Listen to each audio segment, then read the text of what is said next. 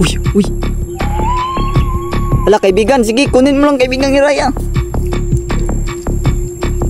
Ala.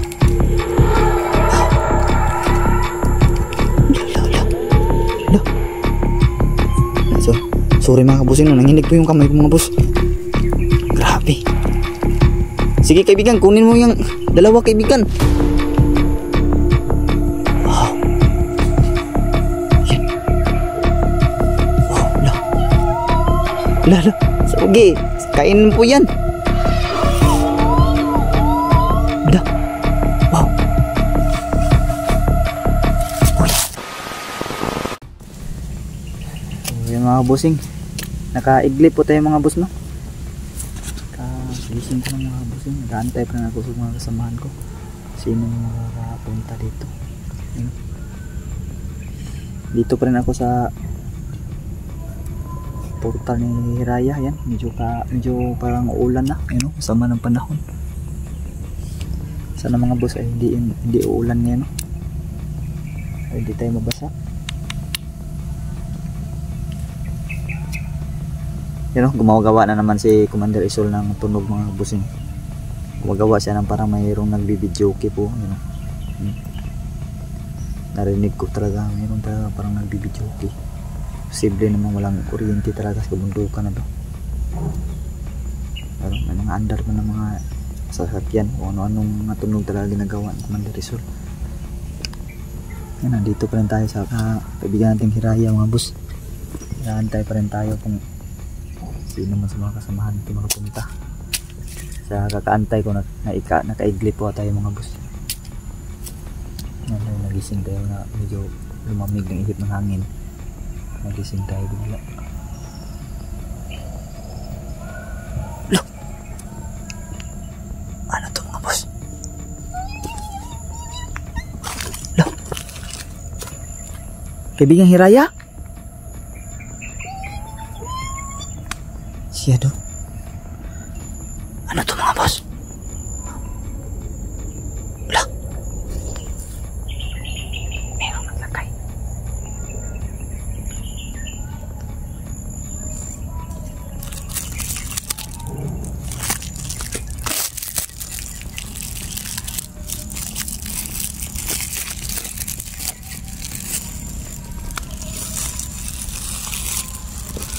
Ano to? Lagay ko lang to dito kaibigan. Kaibigan. Lagay ko lang to mga boss.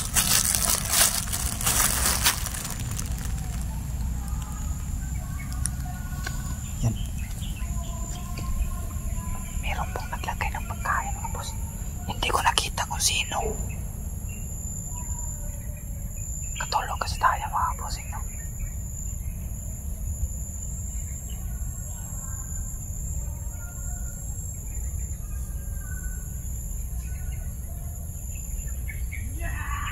Look! Parang may tumawa. Kalaban daw. Parang nun banda ho sa malayuan.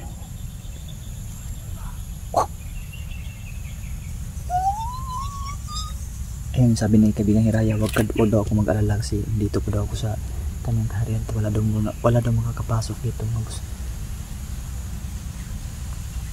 Salamat talaga sa tulong mo kaibigan. Maraming salamat talaga kaibigan. Kaibigan Hiraya. Maraming salamat talaga kaibigan. Kaibigan Hiraya, maraming salamat po talaga sa tulong mo. Kaibigan.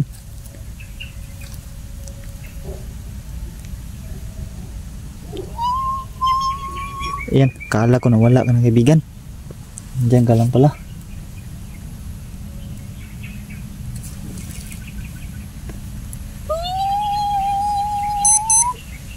Ika, parang masama ng hangin.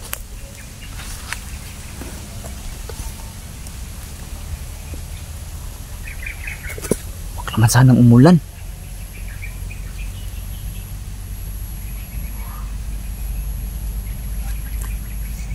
Lang.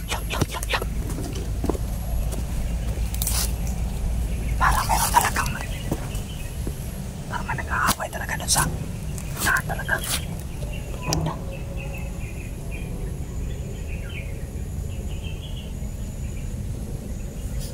Parang doon banda sa mga kabusing, no? Doon banda na nag-aaway.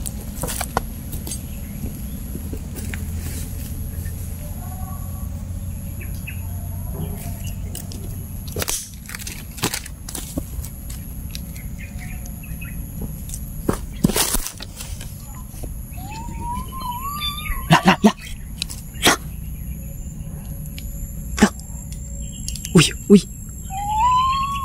Hala, kaibigan, sige, kunin mo lang kaibigan ni Raya. Hala.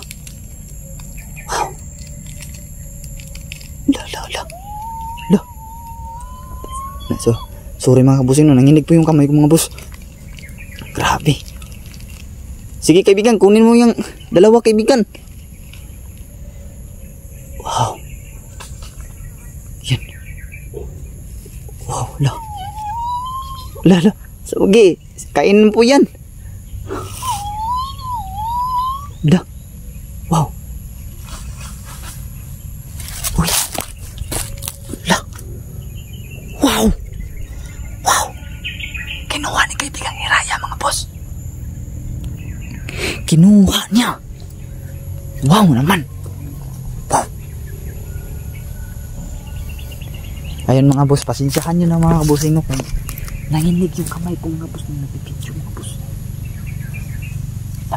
Lamang nga tayo. Wala akong nakita mga bossing, kundi gumagalaw lang yung kwan. Yung pagkain. Mayroon talaga mga boses talaga sa palibot mga boss. Pero sabi ni kaibigan Hiraya, wag po daw ako mag-alala kasi nandito po daw ako sa kanyang kaharian. O dito sa boundary mga boss. Hindi tayo makapasok dito. Nandito po ba kaibigan? Kaibigan Hiraya?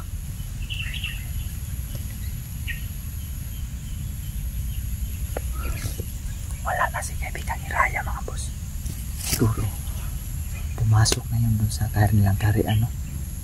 At yun, kinuha na yung binigay ko sa kanya na yung biscuit at saka yung merong iniwan dyan. Iwan ko kung ano yun, parang pastel pa na ata din yun. Iwan ko kung sino naglagay dun, no? Limutan ko rin isabi sa kahiraya mga boss. Wala talaga ako nakita talaga na kung sino man pumunta dito. At nabigla lang ako mga boss na meron nang nakabitay dyan sa ayan, lubid na yan. At natulog kasi ako mga bossing, no? Gising ko lang, lumamig na kasi yung simo ng hangin, kaya meron palang malaking dago mga boss. Ayan. So kanina pa talaga yun, iniwan ko yun, binigay ko yung biscuit niyan sa kahiraya mga bossing. Ngayon lang talaga niya kinuha mga boss. At kasama yung inilagay ko rin dyan, yung iniwan dito sa dito. Ay, kinuha din niya mga bossing, no? Wala tayong nakita mga boss. Nanginig pa yung kamay natin. Pasensya na mga bossing. Hindi ko lang siya nilapitan. Binidyo mga boss yung nandyan pa yung pagkain na hinihila pa na niya. Baka kasi na magkuhan ba, tampo siya mga bossing, no? Kaya inantay ko nang talaga na mawala yung pagkain, saka ko sinundan. Kasi gusto kong makita din siya at makita din sa camera. So wala tayong nakunan, no? You know, hayop talaga yung isol na ito.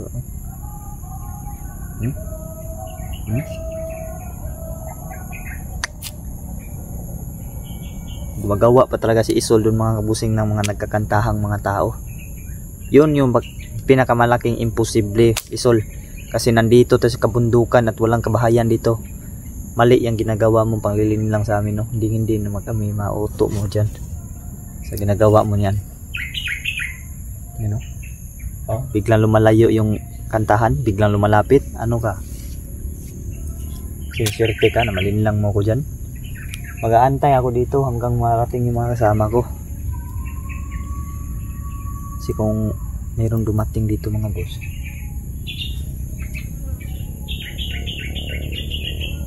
Ay, makakahanap din ng kasama. Kapag wala, siguro pag wala pa to hanggang bukas darating dito, ay magkapasya akong lakarin ko na tong kabundukan na to, talughugin si Brad Eddie, kasi alam ko na naman tong bundok na to, na parang na medyo nalalaman ko na kunti, kasakali din makita natin yung ilang nyo, patulungan tayong matuntun yung daan palabas sa kabundukan na to. Wala nang presensya si kaibigang Hiraya mga busing, no? Siguro pumunta na yun dun, pumasok na yun. Chillax muna tayo dito. No, lumalakas na naman yung kantahan mga boss, na parang papalapit sa akin.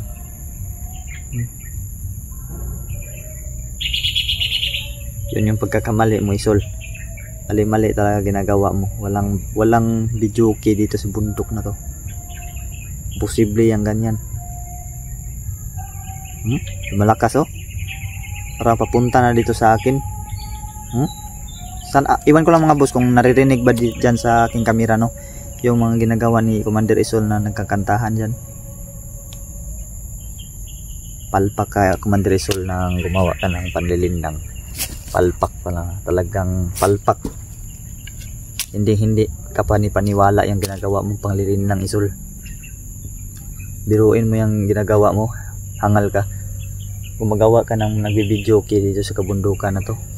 Alam ko namang walang kabahayan dito. Sino ba yung mga tao na yan kung nagkakantahan dyan? Walang uto mo ko, Commander Isol. Kala mo uto mo ko. Siguro mga busing yan yung isa din sa ginagawa nila Commander Isol dito sa kabundukan na to mga bus, para makapanglinlang sila ng ibang mga tao at madagit nila dito maging bihag nila o maging pagkain nila. Kasi meron din mga kultong aswang mga boss na yun, kumulapa din yung mga tao. So kung nandito tayo sa Hiraya, hindi tayo magagalaw ng mga yun. So dito na naman tayo mag-aantayan, no, sa Hiraya naman. Yan. Relax muna tayo mga boss. Hanggat wala pang kasamahang darating, ay mag-relax muna tayo. Sana Brad Eddie, kung makita mo to Brad, ay sana makapunta ka dito Brad, or sino man sa inyo mga kasamahan ko. Iwan ko lang mga boss kung itong portal ni Hiraya ay alam ba to ni Brad Eddie. Unti-unti kong kakabisaduhin tong bundok na to. Sana hindi man tayo matikbalang para hindi tayo maligaw mga boss. Isa din kasi yung mga tikbalang na nakapag-pabalik-balik sa pagkawala ko, nakapagpatagal talaga sa paglalakbay ko, dahil pinaglaruan din tayo ng tikbalang mga boss. 3 beses tayong pinaulit-ulit dun sa area na yan. Kung nakita niyo yan, talagang grabe talaga, hindi talaga tayo makapaniwala, no? Magagawa yun ng tikbalang ganun. At yun, nalaman natin na yung tikbalang pala ay alaga pala ng ermitanyo mga boss. Kita din natin yung kahapon. So standby na tayo dito, maantay tayo ng mga kasamahan natin darating.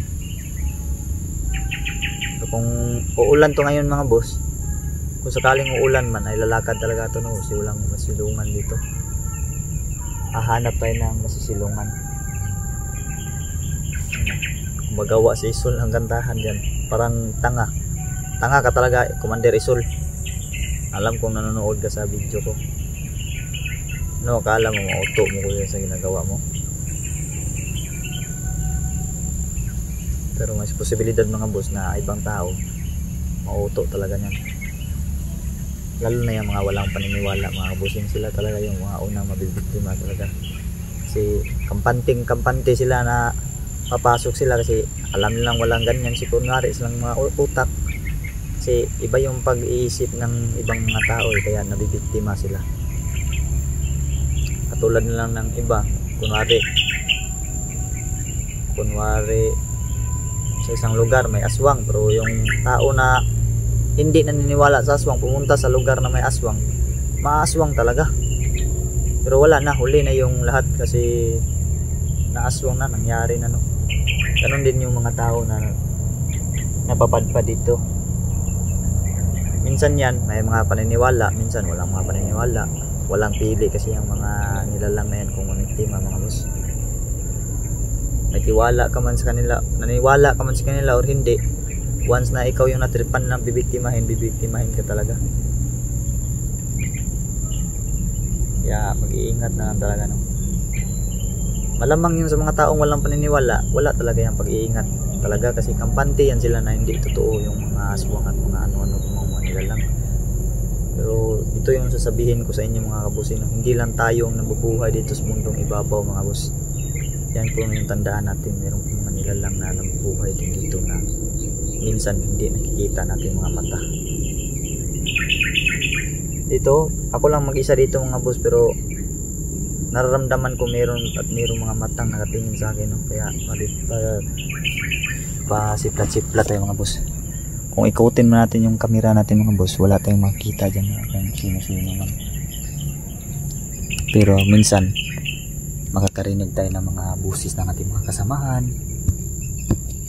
Yun yung linlang o yung lamat. Kita niyo man yung natikbalang tayo, no? Nilamat tayo ng 3 bisis. Tuloy-tuloy yung paglakad ko, pero yung totoo pa lang nangyayari, nag-ikot-ikot lang pala tayo mga boss. Tulad na din yung akala ko makakalabas na ako sa bundok na to, napunta ako dun sa mga nyugan. Yung ending, nabalik pa rin ako dito, no? Pero good news to kasi merong ermitanyong gumagala sa kabundukan na to, at pinaka good news dun, meron siyang nakitang kulto, tinapos niya.